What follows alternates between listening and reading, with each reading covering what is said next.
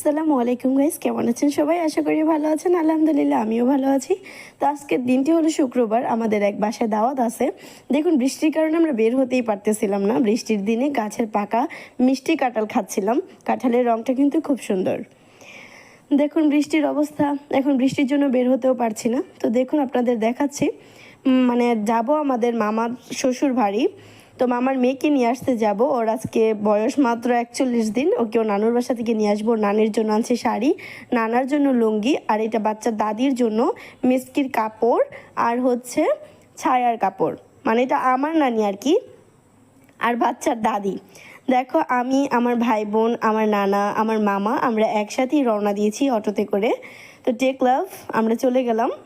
তো মাঝখান দিয়ে রাস্তার মধ্যে গাড়ি থামানো হয়েছে, কারণ মামা চলে গেছে অন্য রাস্তা দিয়ে দই মিষ্টি আনার জন্য, আর আমরা আমাদের মতো করে চলে যাচ্ছি। এখানে এখন আছে আমি, আমার ভাই বোন আর আমার নানা।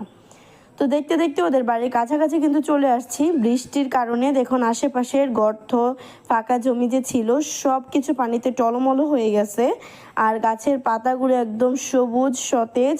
পরিবেশটা খুব সুন্দর ছিল, খুব ভালো লাগতেছিল। গ্রামের এই আকর্ষণীয় জিনিসগুলোই খুব সুন্দর। মানুষকে আকর্ষিত করার জন্য একটি গ্রামে এই সবুজ প্রকৃতিটাই যথেষ্ট, আমি মনে করি আর কি। আর তুমি কি মনে করি এটা অবশ্যই কমেন্টে জানাবা। এই যে নানি, আমি, নানা, আমি, তারপর হচ্ছে আমার ভাই বোন সবাই একসাথে চলে যাচ্ছি।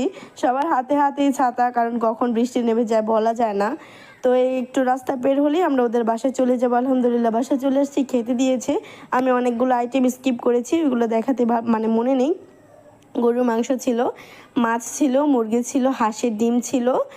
মানে এগুলো আমি নিইনি, শুধু যতটুকু নিয়েছি খাইছি অতটুকুই দেখাইছি। যে খাবারের শেষে দই মিষ্টি দিয়েছে, আমরা সবাই দই মিষ্টি খেয়েছিলাম। আলহামদুলিল্লাহ আমাদের বোনকে নিয়ে আমরা বাসায় চলে এসেছি।